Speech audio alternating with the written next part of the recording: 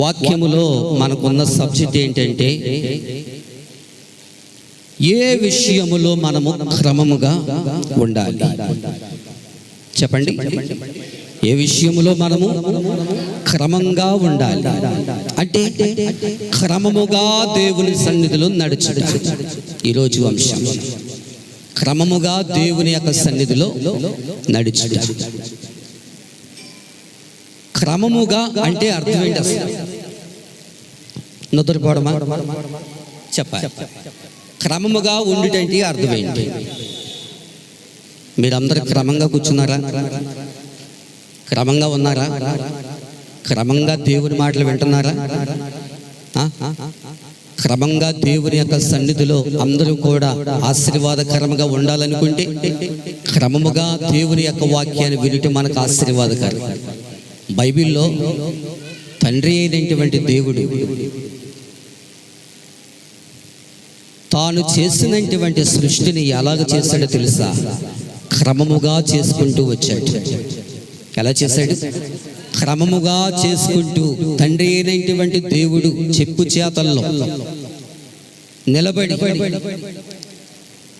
ఈ లోకములో ఈ సృష్టి కావాలని, ఒక అధిపతుడిగా ఉండాలని, ఒక అధికారిగా ఉండాలని ఈ సృష్టిని అంతయు కూడా క్రమముగా చేశాడండి.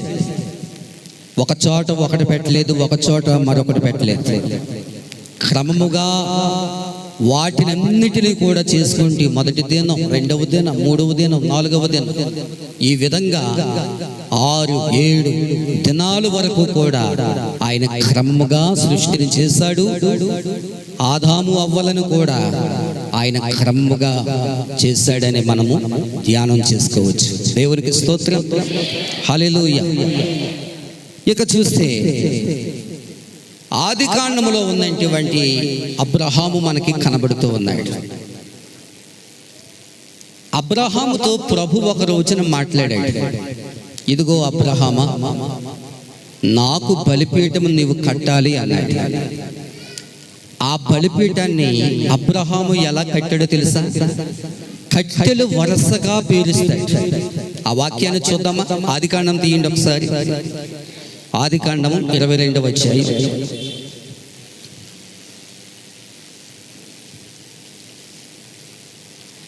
22వ అధ్యాయంలో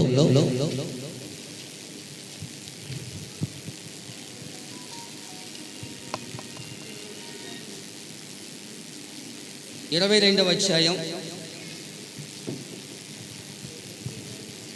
ఎన్ని వచ్చింది? 7 వచ్చింది. చదవండి. ఇస్సాకు తన తండ్రి అయిన అబ్రహాముతో నా తండ్రి అని పిలిచెను. అందుకతడు ఏమి నా కుమారుడా అని. అప్పుడు అతడు నిప్పును కట్టెలను ఉన్నవి గాని దహన బలికి గొర్రె పిల్ల ఏదని అడుగగా, అబ్రహామా, నా కుమారుడా, దేవుడే దహన బలికి గొర్రె పిల్లను చూచుకొనుమని అలాగూ చెప్పెను. ఒక్క నిమిషం అనండి. 22:9 చూడండి ఒకసారి. అలాగు వారిద్దరూ కూడి వెళ్ళి దేవుడు అతనితో చెప్పిన చోటికి వచ్చినప్పుడు అబ్రహాము అక్కడ బలిపీఠము కట్టి కట్టెలు చక్కగా పేర్చాడంట. చాలు. కట్టెలు చక్కగా పేర్చాడు. అంటే ఇప్పుడు అబ్రహాము ఎవరి మాట విన్నాడు? దేవుని మాట విన్నాడు. దేవుని మాట విని ఏం చేశాడు? కట్టెలను దేవుడు ఎలాగు బలిపీఠము కట్టమంటే అలాగు బలిపీఠాన్ని కట్టాడు. దేవునికి స్తోత్రం, హల్లెలూయా. కట్టెలు కనబడుతూ ఉన్నాయి. కట్టెలు వరుసగా, రాళ్ళు సక్రమంగా క్రమంగా పేర్చి, కట్టెలను వరుస క్రమంగా పేర్చి ఒక వరుస క్రమములో పెట్టి దేవుడు చెప్పినటువంటి పని అబ్రహాము నెరవేర్తించాడు. అంటే అబ్రహామును చూస్తే మనకు ఎలా కనిపిస్తుందంటే దేవునికి భయపడిన వాడు అని మనకు తెలుస్తూ ఉంది. అబ్రహాము జీవితంలో అబ్రహాము కట్టెలను ఒక వరుసగా సక్రమంగా ఆయన పెట్టినట్లుగా మనం చూస్తూ ఉన్నాం. ఆ అక్రమంగా ప్రభుని ఆరాధన చేయకూడదు సుమ. అక్రమంగా మనము కూర్చోకూడదు, అక్రమంగా మాట్లాడకూడదు, అక్రమంగా ఇష్టానుసారంగా ఉండకూడదు, అక్రమంగా ఎక్కడ పడితే అక్కడ చెత్త వేయడం నిషేధం. అందుచేత అబ్రహాము దేవుని యొక్క మాటకి లోబడ్డాడు గనక, కట్టుబడి ఉన్నాడు గనక, అబ్రహామా నువ్వు వెళ్ళు, నేను నీతో ఉన్నాను, అక్కడ బలిపీఠము కట్టు అన్నాడు. ఎవరికి బలిపీఠము? మనుష్యులకు కాదు ఆ బలిపీఠం, లేకపోతే అధికారులకు కాదు ఆ బలిపీఠం. దేవునికి బలిపీఠము కట్టాలని ముందే దేవుడు అబ్రహాముకు నిర్ణయించాడు. నిర్ణయించినటువంటి ప్రకారముగా అబ్రహాము తన జీవితంలో ఈ బలిపీఠము కట్టకపోతే నా పరిస్థితి ఏమవుతుంది, దేవుని మాట వినకపోతే నా గతి ఏమవుతుంది, దేవునికి బలిపీఠము కట్టకపోయిన ఎడల నా జీవితం ఏమవుతుంది అని దేవునికి భయపడ్డాడంటే అబ్రహాం. దేవునికి భయపడి బలిపీఠాన్ని ఏం చేశాడంటే కట్టగలిగాడంటే. ఈ రోజున దేవుని బిడ్డలారా, బలిపీఠం కట్టినటువంటి అబ్రహాము దేవునికి భయపడ్డాడు. ఈరోజు దేవుని యొక్క సన్నిధిలో ఎలా కూర్చుంటున్నావు నువ్వు? ఎలా వాక్యం వినగలుగుతున్నావు? వాక్యము చదివినప్పుడు క్రమంగా చదవడం నేర్చుకోవాలి. ప్రార్థన చేస్తా ఉన్నప్పుడు ఒక క్రమంగా మనము ప్రార్థన చేయాలి. దేవుని సన్నిధికి వెళ్ళేటప్పుడు ఒక క్రమంగా మనము దేవుని యొక్క సన్నిధికి వెళ్ళాలి. దేవుని మాటలు వింటున్నప్పుడు క్రమంగా దేవుని మాటలు వినాలి. మనకున్నటువంటి అలవాటు ఏంటి? చాలా మందికి దైవజనులు వాక్యము అందిస్తూ ఉన్నప్పుడు చాలా మంది మాట్లాడుకోవడం అలవాటు, చాలా మందికి కబుర్లు చెప్పుకోవడం అలవాటు, చాలా మందికి. ఆ కబుర్లే మానాలి, ఆ మాటలే మానాలి, ఆ చెత్త చెదారం వదిలిపెట్టాలి. ఈరోజు దేవునికి లోబడి ఒక అబ్రహాము దేవునికి లోబడినట్లుగా, ఒక అబ్రహాము దేవునికి భయస్థుడుగా ఉండినట్లుగా ఈరోజు నువ్వు భయపడి దేవుని ఆరాధన చేసినట్లయితే దేవుడు నిన్ను ఆశీర్వదించిపోతూ ఉన్నాడు. దేవునికి స్తోత్రం, హల్లెలూయా. ఇంకా మనం చూస్తూ ఉంటుంటే బైబిల్లో యేసుక్రీస్తు వారంట 5 రొట్టెలు 2 చిన్న చేపలు పంక్తులుగా వారిని కూర్చోబెట్టాడు. ఎలా కూర్చోబెట్టాడు? పంక్తులుగా కూర్చోబెట్టాడు, వరుసగా కూర్చోబెట్టాడు.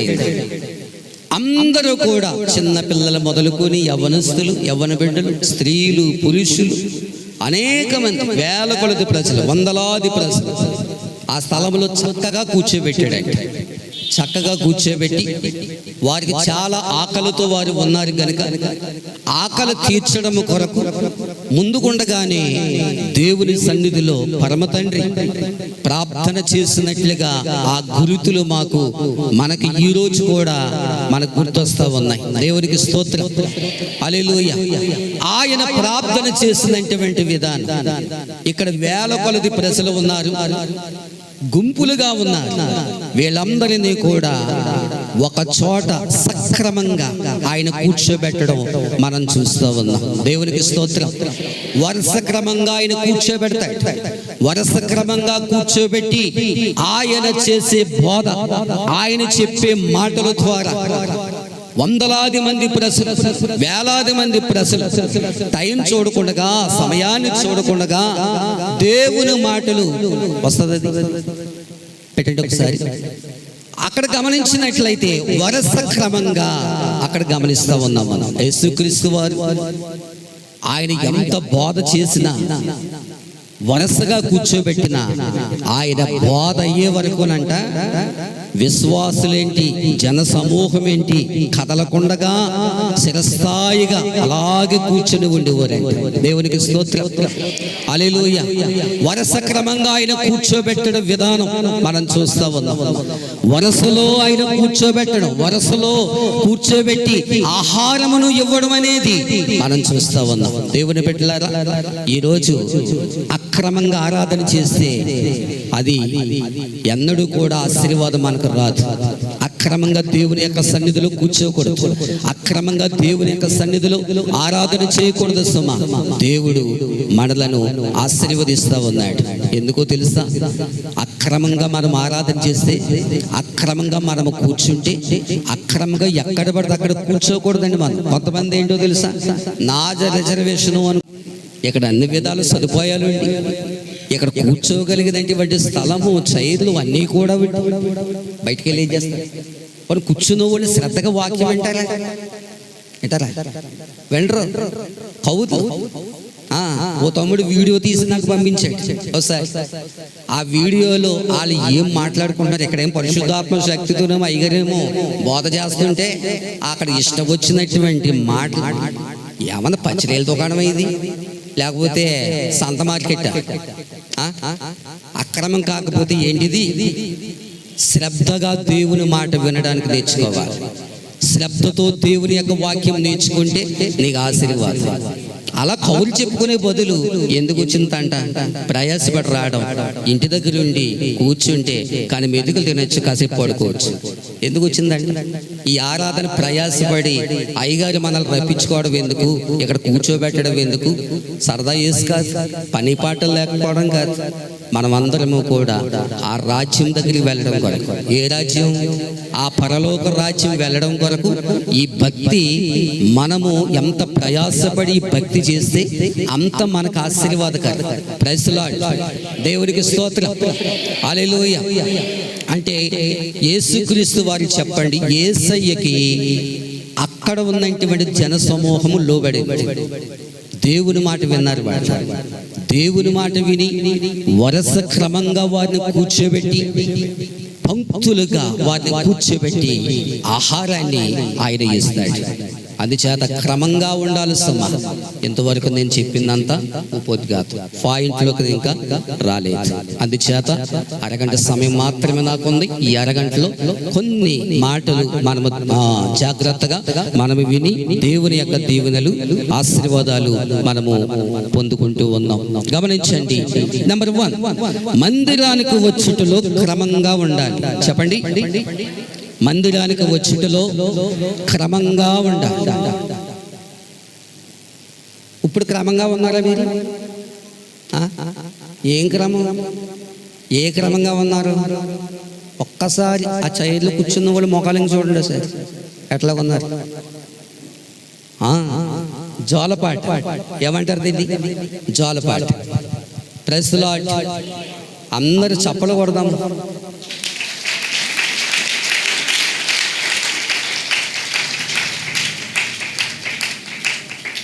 ఇప్పుడు వాళ్ళు అక్రమంగా ఉన్నారు కనుక చప్పట్లు వాళ్ళు ఎందుకు కొట్టారో వాళ్ళకి తెలియదు. నెంబర్ 1. ఇప్పుడు కొట్టిన వాళ్ళందరికీ తెలుసు, ఏసేపు కొట్టమన్నాడని కొట్టారు వీళ్ళంతా. ఇప్పుడు ఆ పరిస్థితిలో ఉన్నారు కదా, ఎవరిని పేర్లు ఎట్టడం లేదు, ఆ పరిస్థితిలో ఉన్నారు కదా, వాళ్ళు ఎందుకు కొట్టారో వాళ్ళకి తెలియదు. కారణం ఏంటంటే వీళ్ళు కొట్టారు కాబట్టి ఈ సౌండ్ వాళ్ళకి వినిపించింది కనుక మనం కూడా కొట్టడం మంచిది అనుకుని వాళ్ళు కొట్టేశారు. ఎందుకు కొట్టారని అడగండి ఒకసారి. వాళ్ళ సమాధానం ఉండదు వాళ్ళ దగ్గర. కారణం ఏంటి? అదనమాట. అక్రమం అంటే అదే. అక్కయ్యలు, అక్రమం అంటే ఏదనుకుంటున్నారు? జోగకూడదు, నిద్రపోకూడదు, కునుకులమ్మలాట, జోగులమ్మలాట, మనము ప్రక్కకు చేర్చకూడదు. దేవుడికి స్తోత్రం చెప్పండి. హల్లెలూయా.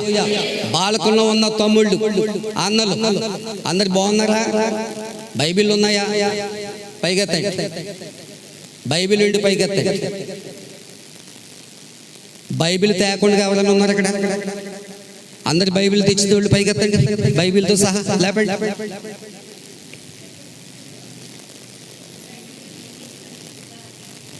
చూడు బాబు రమేష్, ఎవరైనా బైబిల్ తేలేదేమో ఫోటో తీసి. వీళ్ళకి సెల్ ఫోన్లో బాగా అలవాటు అయిపోయింది. సెల్ ఫోన్ తీయడం, అదిగో చూడండి పరిశుద్ధ గ్రంథాన్ని మా తమ్ముడు పైకి ఎత్తాడు, మిగతా వాళ్ళు ఎత్తారు అందరూ.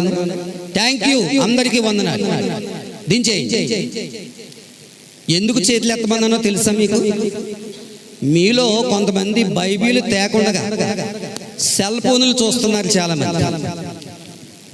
కొంతమంది తమ్ముళ్ళు, ఆ వెనకలు ఉన్న తమ్ముళ్ళు అబ్జర్వ్ చేయండి ఒకసారి. ఆ వెనకలు ఉన్న తమ్ముళ్ళు రాజుగారు ఎవరు జయరాజు గారు, మీ వెనకలు ఉన్న వాళ్ళు అబ్జర్వ్ చేయండి.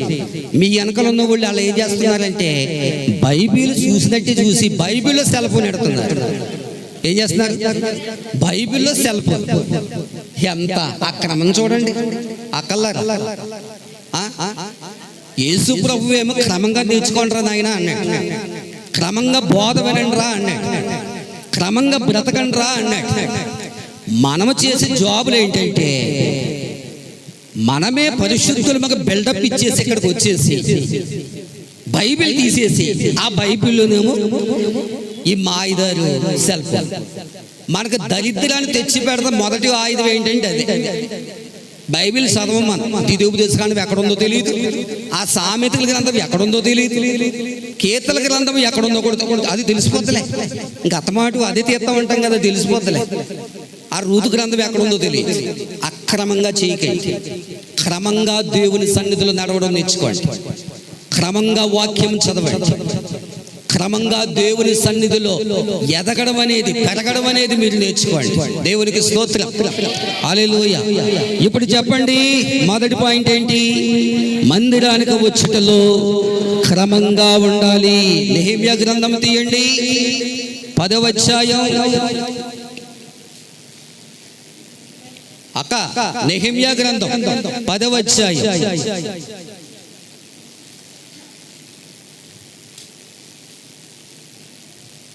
10వ అధ్యాయంలో ఒక మాట మనం చూస్తాము. 39వ వచనం చదవండి. ఇశ్రాయేలీయులను లేవీయులను ధాన్యమును క్రొత్త ద్రాక్షారసమును నూనెను తెగ సేవ చేయు యాజకులను ద్వారపాలకులను గాయకులను వాటిని తీసుకుని ప్రతిష్ఠితములకు ఉపకరణములుండు మందిరపు గదులలో ఉంచవలెను. మా దేవుని మందిరమును మేము విడిచిపెట్టము. దేవునికి స్తోత్రం చెప్పండి, హల్లెలూయా. మేము దేవుని సన్నిధిని మేము విడిచిపెట్టము. ఎవరన్నారు ఈ మాట?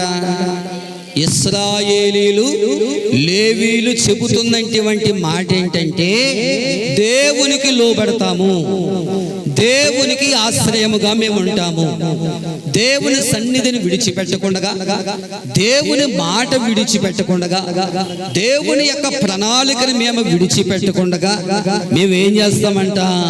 మేము విడిచిపెట్టకుండా ఆరాధన చేయగలుగుతాం మేము అని చెప్తున్నారు. అంటే దేవుడు వీళ్ళని ఇశ్రాయేలీల ప్రజలను వారిని ఎలాగ నడిపించాడంటే ఒక వరుస క్రమములో నడిపించాడు. ఒక వరుస క్రమములో నడిపించి దేవుని యొక్క సన్నిధిని వారు విడనాడకుండగా వారిని ఆత్మీయ జీవితములో క్రమమైనటువంటి పద్ధతిలో క్రమముగా మర్యాదముగా ఇశ్రాయేలీల ప్రజలు నడుచుకున్నారు. దేవునికి స్తోత్రం, హల్లెలూయా. క్రమముగా నడుచుకోవాలి, మనం క్రమముగా నడుచుకోవాలి. సమయము 10 గంటలకి అంటే 10 గంటలకు వచ్చిన చేతులు ఎత్తాడు.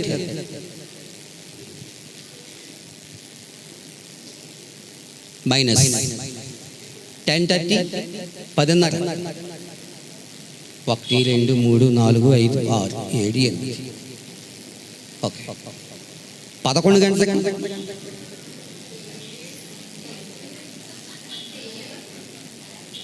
11:30కి ఇప్పుడు వచ్చిన వాళ్ళు ఎవరు? 12 గంటలకి. ఒక అరగంటలో వాక్యం అయిపోతుంది కదా, సాక్ష్యాలు అయిపోతాయి కదా. తండ్రి కుమార పరిశుద్ధాత్మ నామములు వెళ్ళరండి అంటారు అయ్యగారు. బరకాలన్నీ చుట్టేస్తారు, మడదెట్టేస్తారు. పాస్టర్ గారి భోజనానికి కానీ మెట్ల కిందకు వస్తారు. అప్పుడు పైసలా వందనాలు అంట వస్తారు. చూడండి, కంగారు అవ్వకండి, మీరు వస్తారు. ఆ బృందం వేరు. ఏ బృందం? ఆ బృందం ఎందుకు వచ్చిందంటే ఏదో వచ్చామని ప్రార్థన చేసుకుని పోవడం అనేసి. చూసారా మరి? ఆదివారం కూడా పబ్లిక్ హాలిడే అందరికీ. ఆదివారం ఏంటి? Public holiday. వేరే రోజు అయితే పోనీ ఏదో కార్యక్రమాలు రాలేదనుకోవచ్చు. అంటే సమయం ఉన్నా కానీ, అవకాశం ఉన్నా కానీ, ఇప్పుడు దేవుని సన్నిధికి పెందలగాడి వెళ్దామని స్వభావం కానీ లేదండి. ఎంత భయంకరం చూసారా? అందుకని దేవుడి ముందే చెప్పాడు వీళ్ళ గురించి. ఏమని తెలుసా? అక్రమం చేయవారులారా నా యొద్ద నుండి తొలగిపోండి, వెళ్ళిపోండి అంటున్నాడు. అక్రమం ఈ అక్రమమే మనలను నాశనానికి తీసుకుని వస్తుంది. దేవునికి స్తోత్రం, హల్లెలూయా. ఇప్పుడు ఇశ్రాయేలీయుల ప్రజలు దేవుని సన్నిధిని విడనాడకుండా, దేవుని యొక్క సన్నిధిని మరిచిపోకుండా వారు ఏం చేశారంట? మేము దేవుని సన్నిధిని మర్చిపోము, విడనాడము, మేము ఇదే మాదిరిగా, ఇదే క్రమశిక్షణతో, ఇదే శ్రద్ధతో ఆయన సన్నిధిలో నడుస్తామని వారు మాటిచ్చారు దేవునికి. మాటిచ్చిన ప్రకారంగా ఇశ్రాయేలీయుల ప్రజలు చక్కగా క్రమమైనటువంటి పద్ధతిలో దేవుని సన్నిధిలో ఎదిగారంటాడు. దేవునికి స్తోత్రం, హల్లెలూయా. ఇశ్రాయేలీయుల ప్రజలు మనకంటే పుట్టు క్రైస్తవులు. వారు పుట్టు క్రైస్తవులు అయినప్పటికీ కూడా మానవులుగా ఉన్నప్పుడు పాపము, బలహీనతలు ఉండొచ్చు. ఎన్ని బలహీనతలు, పాపము ఉన్నప్పటికీ కూడా ఖచ్చితంగా ఎవరైనా దేవునికి లోబడాలి, దేవుని మాటకు లోబడాలి. దేవుడు ఎలాగ చెబితే అలాగ వినాలి, ఎలాగ నడవమంటే అలాగ నడవాలి. అందుకనే మోషే జనాంగాన్నంట ఎలా నడిపించాడో తెలుసా? ఎంతో అక్రమంగా వారిని నడిపించలేదంట. క్రమంగా ఎవరిని వదలకుండా, ఒక్కరిని కూడా వదలకుండా నాయకుడైనటువంటి వాడి మోషే గారు అన్ని వేల మంది ప్రజలను నడిపించాడు. దేవునికి స్తోత్రం, హల్లెలూయా. అందుచేత ఈ రోజున క్రమంగా నువ్వు నడవలేదనుకో, క్రమంగా నువ్వు రాలేదనుకో, క్రమంగా ప్రార్థన చేయలేదనుకో, క్రమంగా దేవుని యొక్క వాక్యాన్ని నీవు వినకుండా, లేకుండా నీవు ఉన్నావు అనుకో, అక్రమం నిన్ను వెంటాడుతుందని అర్థం. దేవునికి స్తోత్రం, హల్లెలూయా. నెహెమ్యా గ్రంథములో మనము చూస్తూ ఉంటుంటే ఇశ్రాయేలీయుల ప్రజలు చక్కటి సాక్ష్యాన్ని వారు చెప్పగలుగుతా ఉన్నారు. మేము దేవుని సన్నిధిని విడనాడమంటున్నారు, దేవుని సన్నిధి పోగొట్టుకోము అంటున్నారు, దేవుని యొక్క సన్నిధి మేము మర్చిపోము అంటున్నారు, దేవుని యొక్క సన్నిధిని మేము మర్చిపోకుండా క్రమముగా ఆయన సన్నిధిని మేము నడుస్తాము అని చెబుతూ ఉన్నారు. దేవునికి స్తోత్రం, హల్లెలూయా. క్రమముగా మర్యాదగా అక్రమంగా మనము పాటించకూడదు, అక్రమంగా మనము ఆరాధన చేయకూడదు, అక్రమంగా ప్రార్థన మనము చేయకూడదు, అక్రమంగా ఎక్కడ పడితే అక్కడ మనము కూర్చోడు. అది మనకి ఆశీర్వాదకరమైనటువంటి సంఘటన కాదు. దేవునికి స్తోత్రం, హల్లెలూయా. ఇంకా మనం చూస్తూ ఉంటుంటే రెండవదిగా పరిచర్య చేయుటలో క్రమంగా ఉండాలి. చెప్పండి, తమ్ముళ్ళు చెప్పండి, పైన తమ్ముళ్ళు చెప్పండి. వాళ్ళు టిఫిన్ చేయలేదు, వాళ్ళు టిఫిన్ చేయలేదండి, వాళ్ళు టిఫిన్లు చేయలేదు, టీలు తాగలేదు, ఏమి తినకుండా వచ్చేసారు. నోటి మాట రావట్లేదు వాళ్ళకి. ఇందాక నుంచి అడుగుతున్నా, ఎంతో ప్రేమతో అడుగుతున్నా. రెండోది ఏంటంటే ఊ లేదు, ఆ లేదు, ఈ లేదు, అసలు సమాధానమే లేదు. ఇప్పుడు చెప్పండి అమ్మా,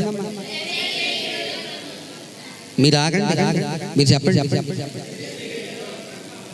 పరిచర్య చేయుటలో మిమ్మల్ని ఎవరు చెప్పమన్నాను? మగోళ్ళు ఆడోళ్ళు మీరు, మరి మీరెందుకు చెప్తున్నారు? వాళ్ళు చెప్పమంటే పరిచర్య చేయుటలో. ఇప్పుడు అందరు చెప్పండి, పరిచర్య చేయుటలో క్రమంగా ఉండాలి. ఈ వాక్యం మనకు అందరికీ కూడా తెలిసిందే. సమూయేలు గారిలో కనిపిస్తూ ఉంటుంది, సమూయేలు గ్రంథములో ఈ మాట మనకి కనిపిస్తూ ఉంటుంది. ఎన్నో అధ్యాయంలో ఉంది మాట? 3వ అధ్యాయంలో ఉంటుంది ఈ మాట. ఏమండి, 3వ అధ్యాయంలో ఉంటుంది సమూయేలు గ్రంథం. 3వ అధ్యాయంలో మొదట్లైనే ఉంటుంది.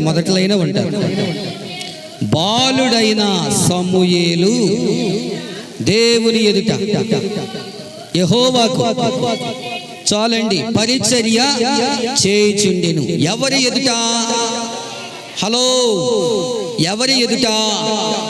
యెహోవా అనగా దేవుని ఎదుట పరిచర్య చేస్తా ఉన్నాడు. ఎన్ని సంవత్సరాల నుంచి? చిన్నతనము నుండి, బాల్యము నుండి పరిచర్య చేయుటలో నమ్మదగినటువంటి పరిచర్య, యథార్థమైనటువంటి పరిచర్య, దేవునికి ఇష్టమైనటువంటి పరిచర్య సమూయేలు చేస్తూ వచ్చాడు. ఆ పరిచర్య పరమ నుండి దేవుడు కూడా చూశాడు. ఆ పరిచర్య తన దాసుడుగా ఉన్న, తన సేవకుడుగా ఉన్నటువంటి ఏలీ గారు ఆ పరిచర్య చూశాడు. సమూయేలు చేసినటువంటి పరిచర్య ఆయన సేవలోకి వెళ్ళక ముందే, ఆయన ముందుకుండగానే పరిచర్య ఎలాగ చెయ్యాలో నేర్చుకున్నాడు. దేవునికి స్తోత్రం. పరిచర్య ఎలాగ చెయ్యాలో నేర్చుకున్నాడు. అంటే బాల్యము నుండే తన అవయవాలేంటి, తన కాళ్ళు చేతులు ఏంటి, అన్ని కూడా దేవుని సన్నిధిని, దేవుని యొక్క సముఖమునందే పెట్టుకుని ఆ పరిచర్యలో ముందుకు వెళ్ళాడు.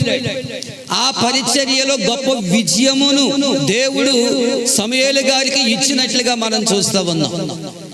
అంతటి పరిచర్య ఆయన చేశాడు కనుకనే, యథార్థమైనటువంటి పరిచర్య చేశాడు కనుకనే సమూయేలు ఒక ప్రవక్తగా దేవుడు తీర్చిదిద్దాడంట. దేవునికి స్తోత్రం, హల్లెలూయా. ఈ రోజున ఎంతమంది పరిచర్య చేస్తా ఉన్నారు?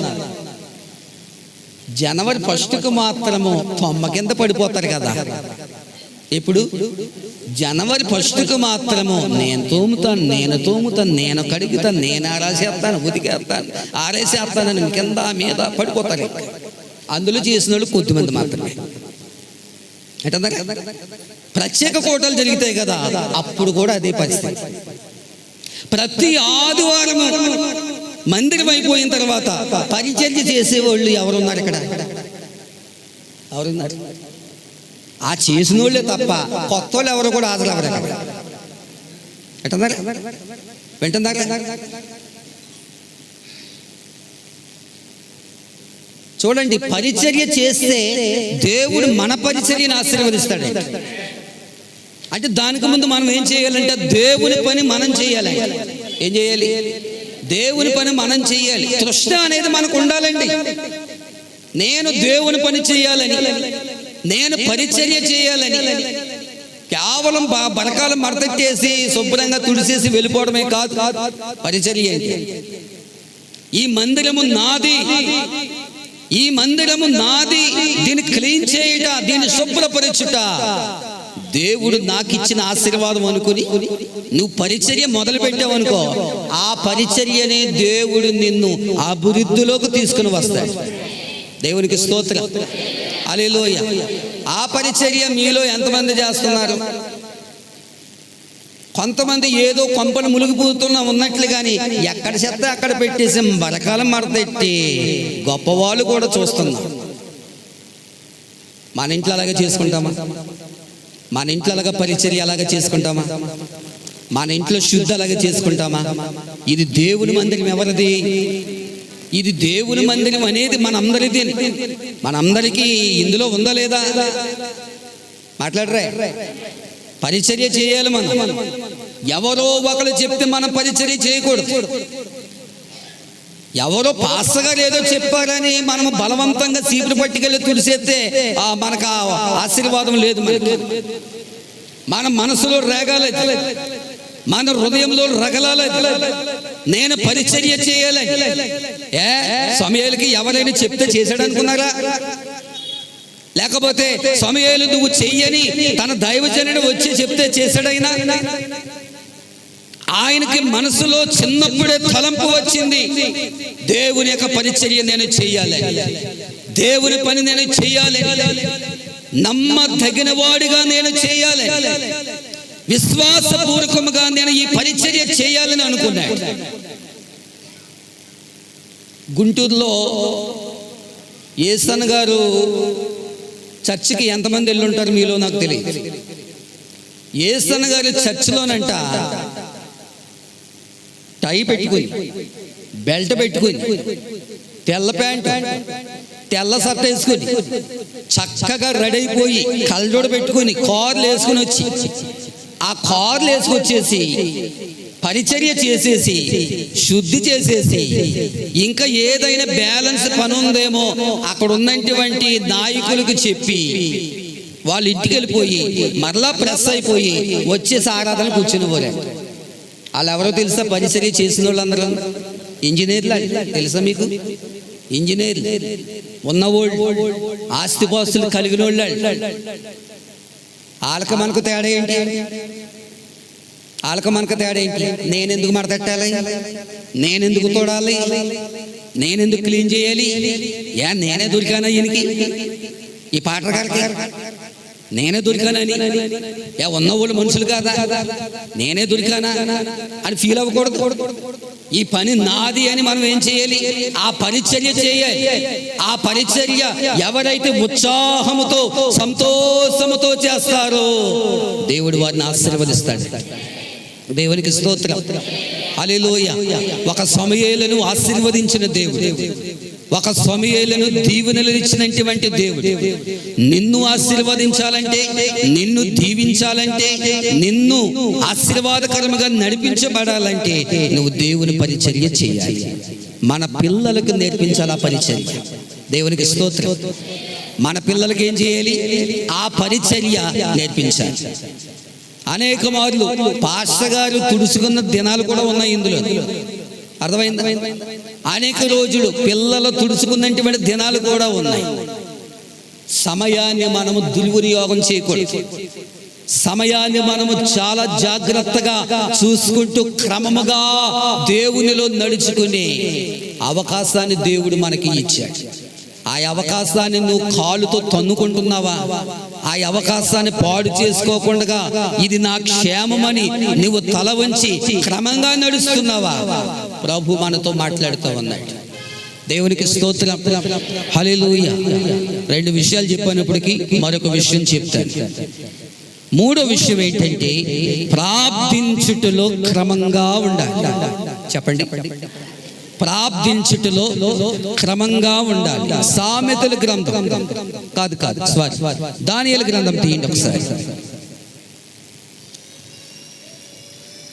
దానియేలు గ్రంథంలో ఒక మాట ఉంది, 6వ అధ్యాయం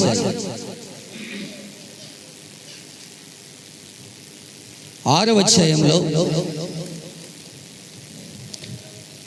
ఎన్నో వచనం అండి? 10వ వచనం చదవండి.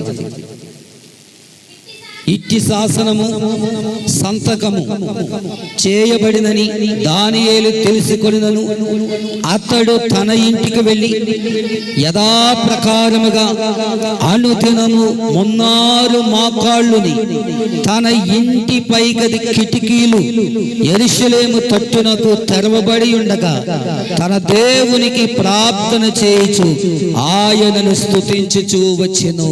దేవునికి స్తోత్రం చెప్పండి, హల్లెలూయా. దానియేలు క్రమంగా ప్రార్థన చేస్తా ఉన్నాడంటే ఏం చేస్తున్నాడు? క్రమంగా ప్రార్థన చేస్తా ఉన్నాడు. క్రమంగా దేవుని సన్నిధికి వెళుతూ ఉన్నాడు. క్రమంగా దేవుని సన్నిధిలో నాకు కావాలి, ప్రార్థన చేయాలి. అలాంటి భారము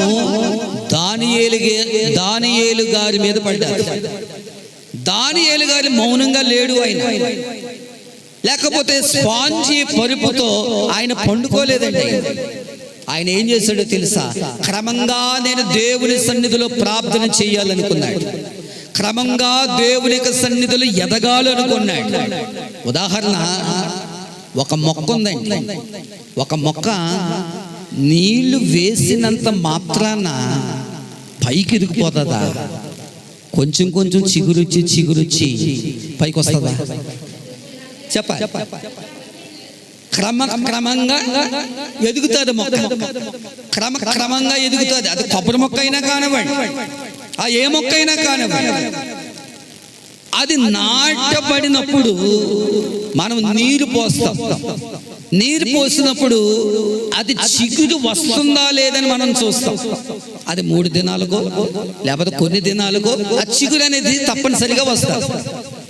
ఆ చిగురు వచ్చిన తర్వాత ఆ చిగురు వచ్చింది కదా అని మనం చూస్తాము.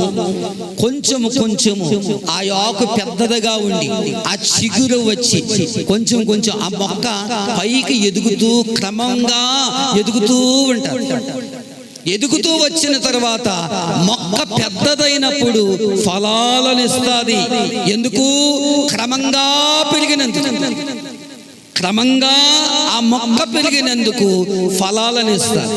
నీ జీవితంలో ఆత్మీయమైనటువంటి ఫలాలు నీకు రావాలి అంటే, ఆత్మీయమైనటువంటి నెమ్మది నీకు కావాలి అంటే, ఆత్మీయంగా నువ్వు దేవునిలో ఎదగాలంటే, క్రమంగా నువ్వు ఎదగాలంటే, క్రమంగా నువ్వు చిగురించాలంటే, క్రమంగా ఫలాలు పొందుకోవాలంటే నువ్వు క్రమంగా ఆరాధన చేయాలి, క్రమంగా దీవించబడాలి, క్రమంగా నీవు ఆశీర్వాదం పొందుకోవాలి. నేను వచ్చాను, నాకు ఆశీర్వాదం రాలేదు, నాకు దీవెన రాలేదు, లేకపోతే నాకు సమస్యలు పోలేదు, లేకపోతే నాకు బాధలు పోలేదు. ఒక్క ఆదివారం వస్తే, ఒక్క శనివారం వస్తే నీ బాధలు తీరిపోవమ్మా తల్లి. క్రమంగా నువ్వు రావాలి, క్రమంగా దేవుని యొక్క సన్నిధిని నువ్వు వెంబడించాలి. ఎవరైతే క్రమంగా వస్తారో, క్రమంగా వచ్చి ఎవరైతే దేవుని యొక్క వాక్యాన్ని నేర్చుకుంటారో, దేవుని యొక్క వాక్యము ద్వారా ఎదుగుతూ ఉంటారో, క్రమమైనటువంటి పద్ధతిని దేవుడు చూస్తాడండి. దేవునికి స్తోత్రం, హల్లెలూయా. ఇంకో 5 నిమిషాలు మరొక మాట కూడా నేను చెప్పేసి నేను ముగించాలని నేను ఆశిస్తూ ఉన్నాను. బైబిల్ చదువుటలో క్రమంగా ఉండాలి. చెప్పండి, బైబిల్ చదువుటలో క్రమంగా ఉండాలి. యెహోషువ గ్రంథానికి వద్దాం, 1వ అధ్యాయానికి రండి.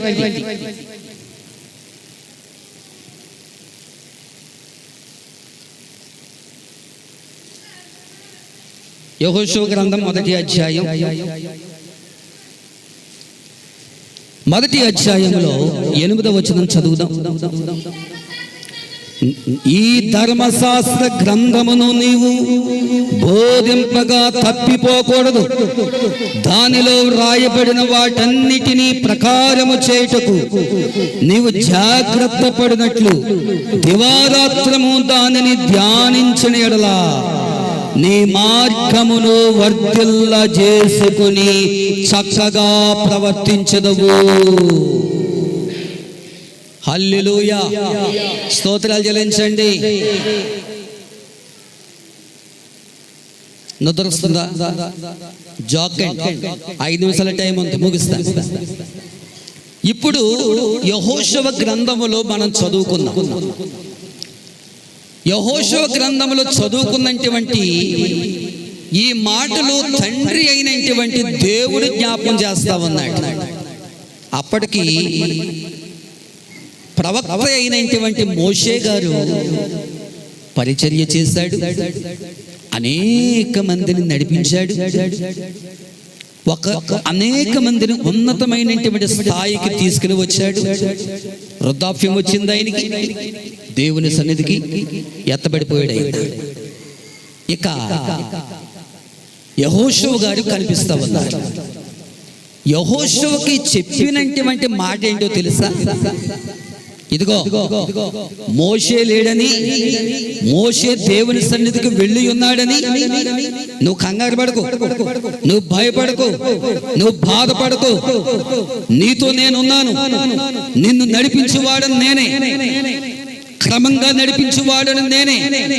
ప్రార్థన మానకుండగా, భక్తి మానకుండగా నీవు నా సన్నిధికి వచ్చి నీవు ప్రార్థన చేస్తే, ఆయన తట్టు తిరిగితే, నా ముఖమును నీవు చూస్తే నువ్వు ఆశీర్వాదకరంగా ఉంటావు.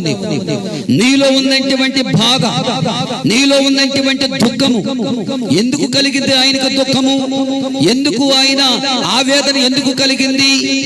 దైవజనుడైనటువంటి మోషే గారు వారు లేరు గనుక ఆ పశ్చాత్తాపం కలిగి ఉన్నారు యెహోషువ గారు. అలాంటి పరిస్థితిలో దేవుడు జ్ఞాపకం చేస్తా ఉన్నాడు, నా సన్నిధిని విడిచిపెట్టగా, నా సన్నిధిని నీవు గౌరవించి నా సన్నిధికి వచ్చి నిన్ను ప్రార్థించే యోధుడిగా నిన్ను చేయబోతూ ఉన్నాను అని చెప్పాడు. దేవునికి స్తోత్రం, హల్లెలూయా. అందుచేత ఇక్కడ మనము గమనించినట్లయితే యెహోషువ భక్తి జీవితంలో గాని ప్రవక్త అయినటువంటి మోషే కంటే ఆశీర్వాదకరముగా దీవెనకరముగా యెహోషువని ఆశీర్వదించినట్లుగా చూస్తూ ఉన్నాం. క్రమంగా దేవుని సన్నిధిలో ఎదిగాడు, క్రమంగా దేవుని సన్నిధిలో ప్రార్థన చేశాడు, క్రమంగా దేవుని యొక్క సన్నిధిలో ఈ ధర్మశాస్త్రాన్ని నువ్వు అనుసరిస్తూ నడవమని చెప్పాడు దేవుడు.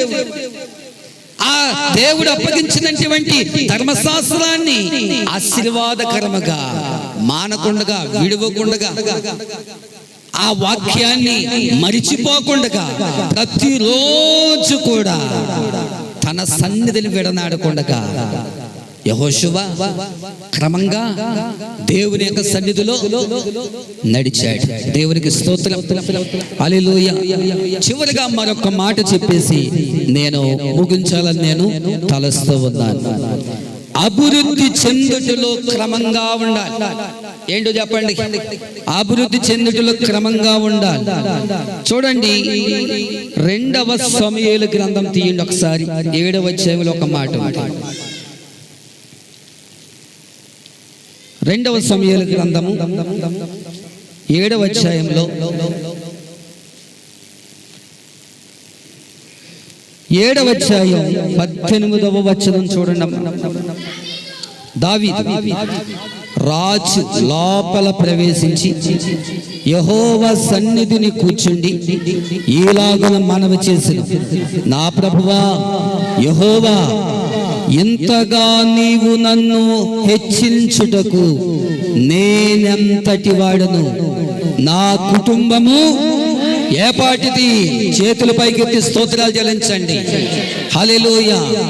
దావీదు ఆశీర్వదించుటలో, అభివృద్ధిలోనికి దేవుడు తీసుకుని వచ్చుటలో ఆ అభివృద్ధిని దావీదు జ్ఞాపకం చేసుకుంటూ ఉన్నాడు.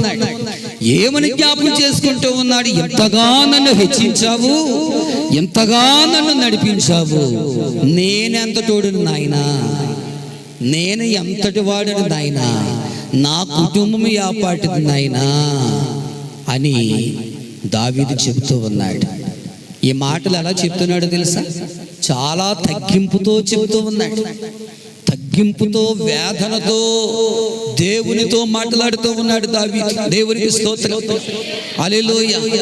తగ్గింపు అనేది ఉండాలి. మనము తగ్గించుకోవాలి, ఆయన హెచ్చింపబడాలి. ఎవరు తగ్గింపబడాలి? మనము తగ్గించుకోవాలి, ఆయన హెచ్చింపబడాలి.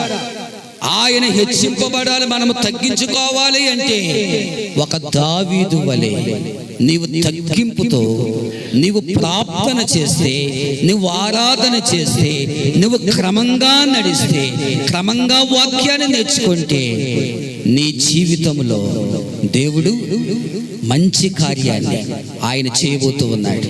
మంచి కార్యాన్ని ఆయన చేస్తాడు. నీకున్న బలహీనత ఏంటో ప్రభు తెలుసు, నీకున్న వ్యాధి ఏంటో ప్రభు నాకు తెలుసు, నీకున్నటువంటి కష్టమేంటో దేవునికి తెలుసు, నీకున్నటువంటి వ్యాధి బాధలు ఏమిటో దేవునికి తెలుసు. అవకాశం ఉండి అవకాశం కల్పించుకొని మందిరము మానేసి, ఉపవాస కూటం మానేసి, బయట కూటాలు మానేసి, దైవజనుడు చెప్పిన ఆ కార్యక్రమాలు మానేసి అక్రమంగా నువ్వు పాటిస్తే, అక్రమంగా జీవిస్తే ఒక రోజు ఉంది, ఆ రోజున నీవు లెక్క చెప్పాలి. దేవునికి స్తోత్రం, హల్లెలూయా. ఈరోజు దేవుని యొక్క బిడ్డలారా, 5 విషయాలు నేను మీకు జ్ఞాపకం చేస్తాను. చెప్పండి, ఏం చెప్పాను?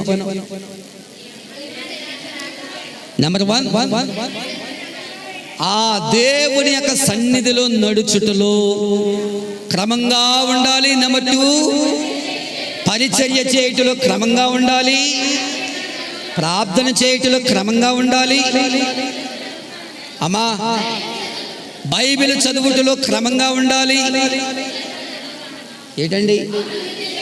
అభివృద్ధి చేయుటలో, అభివృద్ధి పరచుకోవడములో మనము క్రమంగా ఉండి చేస్తే ఈ 5 విషయాలు ప్రతి విశ్వాస జీవితంలో, ప్రతి యవనస్తుడిలో ఫలించాలి. దేవునికి స్తోత్రం, హల్లెలూయా. దేవుని బిడ్డలారా, ఈ మధ్యాహ్న కాల సమయంలో నువ్వెలాంటి ఆలోచనతో ఈ స్థలంలో ఉన్నావో నాకు తెలియదు. ఎలాంటి బలహీనతతో ఈ స్థలంలో ఉన్నావో తెలియదు. ఎలాంటి నిర్ణయం చొప్పున ఈ స్థలానికి నువ్వు వచ్చావో తెలియదు. ఇది ఆటలాడుకునే స్థలం కాదు, కౌలు చెప్పుకునే స్థలం కాదు, టైం పాస్ చేసుకోవడానికి వచ్చే సమయం కాదు ఇది. అనవసరంగా ఎక్కడ పడితే అక్కడ కూర్చోవడానికి స్థలం కాదు ఇది. పరిశుద్ధాత్మ అగ్ని చేత నిర్మించబడినటువంటి స్థలం. గట్టిగా స్తోత్రాలు చెల్లించండి. హల్లెలూయా. దేవుని సన్నిధిలో ఉన్నటువంటి నీవు అక్రమంగా నువ్వు ఆరాధన చేయక, క్రమంగా నడిచి, క్రమంగా వాక్యాన్ని చదివి, క్రమంగా దేవుని మాటలు నీవు విని, క్రమంగా దేవుని యొక్క అభిషేకాన్ని నువ్వు పొందుకుంటూ, క్రమంగా నువ్వు ప్రార్థన చేసి, క్రమంగా దేవుని యొక్క సన్నిధిని నువ్వు వెంబడించి దేవుని యొక్క ఆశీర్వాదమును పొందుకోవాలని ప్రభు మనకి జ్ఞాపకం చేస్తా ఉన్నాడు. ఎక్కడున్న వాళ్ళు అక్కడే 1 నిమిషం పాటు లేచి నిలబడండి. ఎక్కడున్న వాళ్ళు అక్కడే ఒకే 1 నిమిషం లేచి నిలబడండి. విత్తబడిన వాక్యం కొరకు ప్రార్థన చేద్దాం. మోకరించేవారు మోకరించండి, లేచేవారు నిలబడండి. 1 నిమిషం మనం ప్రార్థన చేద్దాం. అందరూ కూడా, ప్రతి ఒక్కరు కూడా ప్రార్థనలో ఉందాం. యేసయ్యా, ఈ మధ్యాహ్న కాల సమయంలో మీరు మాతో మాట్లాడారు. క్రమముగా మేము నడవాలి, క్రమముగా మేము దీవించబడాలి, క్రమముగా నీ ఆశీర్వాదం మేము పొందుకోవాలి. అక్రమంగా మేము ఆరాధన చేస్తే అక్రమ వారలారా నా ఎదుట నుండి దూరముగా తొలగిపోండి అని దేవుడు మనకి ఆయన వాగ్దానం చేశాడు. అక్రమంగా చేస్తే నా ఎదుట నుండి వెళ్ళిపోండి అంటున్నాడు ఆయన. మర్యాదగా నడుచుకోమంటున్నాడు ఆయన. సక్రమంగా నడుచుకోమంటున్నాడు ఆయన. ఆశీర్వాదకరంగా మనము నడవాలి అంటే నీవు ఏం చేయాలో తెలుసా? యవనస్తుడా, యవన బిడ్డ, ప్రతి వారు దేవుని యొక్క సన్నిధిని క్రమంగా నీవు నడవాలి. క్రమంగా నీవు ఆశీర్వాదం పొందుకోవాలి. క్రమంగా నువ్వు దీవించబడాలి. క్రమంగా నువ్వు దీవించబడాలి అంటే, క్రమంగా నిన్ను ఆశీర్వదించబడాలి అంటే ఏ సమయానికి వస్తున్నావు? ఏ సమయానికి వచ్చి దేవుని యొక్క వాక్యాన్ని వింటున్నావు? నీకున్నటువంటి సమయాన్ని దేవునికి ఇస్తున్నావా లేదా? దేవునికి ఇచ్చి నువ్వు నడిపించబడుతున్నావా లేదా? నోర్లు తెరవండి అమలారా, అందరు నోర్లు తెరవండి. ముగించుకుందాం. నోర్లు తెరవండి దయచేసి 1 నిమిషం. అందరూ కూడా, స్త్రీలు, పురుషులు, యవనస్తులు, యవన బిడ్డలు, అందరు నోర్లు తెరవండి. ప్రార్థన చేద్దాం. యేసయ్యా, నన్ను ఆశీర్వదించిన నీవు, ఇదిగో నీ భక్తులను ఆశీర్వదించిన నీవు, నీ భక్తులను మర్యాదకరముగా నడిపించిన నీవు, ఆనాడు జనసమూహమును నడిపించినటువంటి నీవు, వరుస క్రమములో పెట్టినటువంటి నీవు, ఆ క్రమములో తప్పిపోతున్నామా? ఆ క్రమములో వరుసగా దేవుడు చెప్పినటువంటి మాటకి, దైవజనుడు చెప్పినటువంటి మాటకి, వాక్యము చెప్పినటువంటి మాటకి విధేయులుగా మేము ఉంటున్నామా లేదా అని ప్రభు మనతో మాట్లాడుతూ ఉన్నాడు. అందరూ కూడా ప్రభు యొక్క మాటకు లోబడదాం. ఆ మాటకు మనము విందాము. ఇది ఎంతో విలువైన సమయం. ప్రభు మనము ఆయన సన్నిధిలో క్రమంగా నడిచే సమయం, క్రమంగా ఎదిగే సమయం. క్రమమైనటువంటి పద్ధతులను జీవించకపోతే, క్రమమైనటువంటి పద్ధతులను నువ్వు ఉండకపోతే, క్రమంగా నువ్వు నడుచుకోకపోతే నీకొచ్చే ఆశీర్వాదం నీకు రాదు. ఈ సన్నిధి దేవుని యొక్క అభిషేకము ఆత్మతో నింపబడి ఉన్నటువంటి సన్నిధి. ఇది మౌనంగా ఉండడానికి సమయం కాదు, టైం పాస్ గా వచ్చే సమయం అంతకంటే కాదు. ప్రతి ఒక్కరము కూడా తప్పిపోయామేమో, నీ సన్నిధిలోనైనా క్రమంగా మేము రాలేకపోతున్నామేమో, క్రమంగా నీ సన్నిధిని వెంబడిస్తున్నామేమో.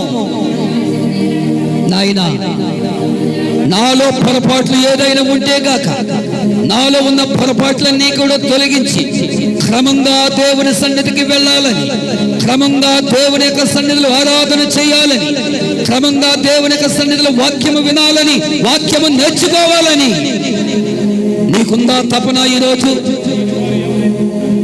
అలాగూ ఉంటే గాక ఈరోజే దేవుడు నిన్ను మార్చి, ఈరోజే నిన్ను ఆయన సన్నిధిలో ఆయన నడిపించబోతూ ఉన్నాడు. ప్రార్థన చేసుకుందాం.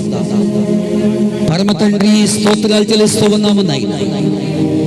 ఇంతవరకు ప్రభువా నీ మాటలు నీ బిడ్డలకు నాయన కావలసిన శ్రేష్టకరమైనటువంటి మాటలు దయచేసరి ప్రభువా. ఇదిగో విశ్వాసులైనా, యవనస్తులైనా, యవన బిడ్డలైనా, చిన్నపిల్లలైనా అక్రమంగా ప్రతి ఒక్కరు ఉండకుండా క్రమంగా దేవుని సన్నిధికి వచ్చి క్రమంగా ఆరాధన చేసి క్రమంగా నీ మాటలు విని క్రమంగా నడుచుకొని క్రమమైనటువంటి నాయన ఒక సమూయేలుకి ఇచ్చినటువంటి ఆశీర్వాదం, ఒక దావీదుకి ఇచ్చినటువంటి ఆశీర్వాదమును, భక్తులకు ఇచ్చినటువంటి ఆశీర్వాదమును దేవా మీరు మాకు ఇచ్చి ఇక మీదట అక్రమంగా మేము నడవకుండా క్రమంగా మేము నడిచే భాగ్యాన్ని నీ కృపను దయచేసి నడిపించి నీ రాజ్య వ్యాప్తిలో మేము ఎదుర్కొనే కృపను నాయనా మాకు దయచేసి నడిపించి మహిమ పొందండి. త్వరలో రానయ్యున్న యేసయ్య నామమున ప్రార్థించుకుని వేడుకొంచును మా పరమ తండ్రి, ఆమేన్. Thank you. అందరూ కూడా కూర్చోండి. ఈ సమయం నాకు ఇచ్చిన దైవజనుల నాన్నగారికి అందరికీ కూడా ప్రత్యేకమైన వందనాలు చెప్తూ నా మాటలు నేను ముగిస్తూ ఉన్నాను.